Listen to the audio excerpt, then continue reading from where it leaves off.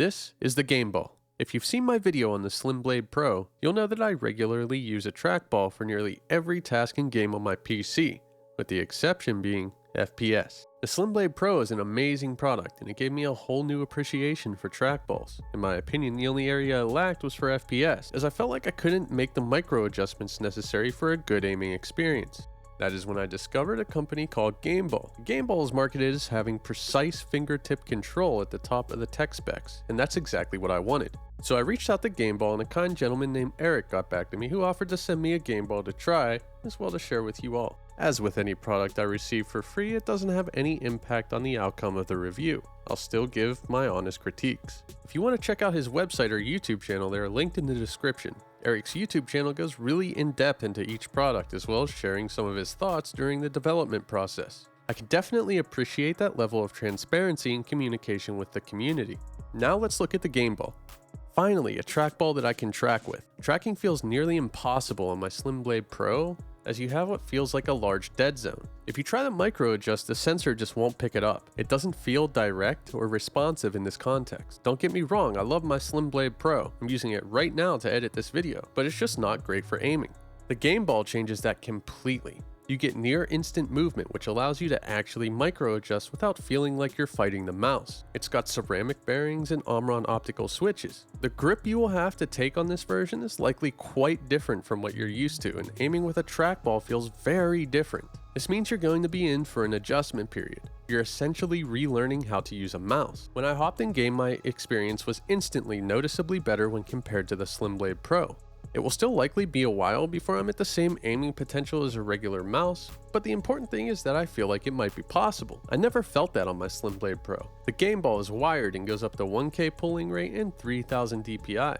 While these specs aren't quite up to modern standards, it still allows for a fantastic experience. It's also kind of hard to compare DPI on a trackball compared to a regular mouse because it just doesn't translate the same.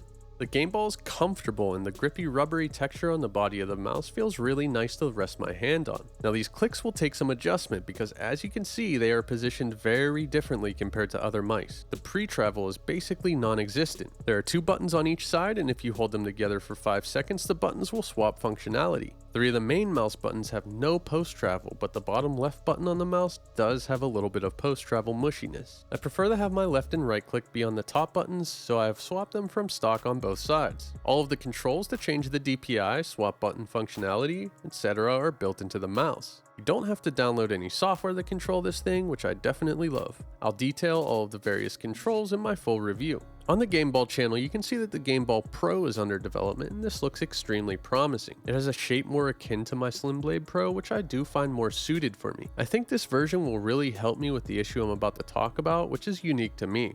Unfortunately, I was born with an essential tremor. That means that certain positions can cause my fingers to shake uncontrollably. I've been fortunate enough that regular mice do not trigger this to happen, but unfortunately, with the position my fingers have to be in between the ball and the mouse buttons on this GameBall, occasionally it will activate my tremor. Swapping the buttons to the top have helped greatly to reduce them, but I'm still fighting that tremor from time to time. I'm going to keep trying to alter my grip in a way that doesn't activate that tremor for me, but this is in no way a problem with the mouse itself. To be honest, it's just really unlucky for me personally.